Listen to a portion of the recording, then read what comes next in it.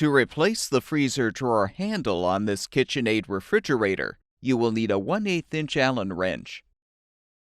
Use the 1/8 inch Allen wrench to loosen the 2 set screws on the underside of the handle.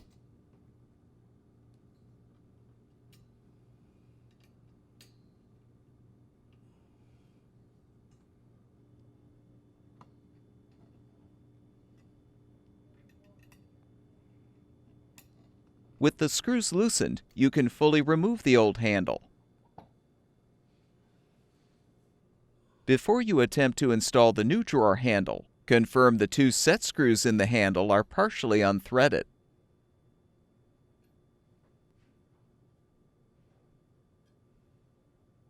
With the set screws facing downward, align the handle on the mounting posts and tighten the screws.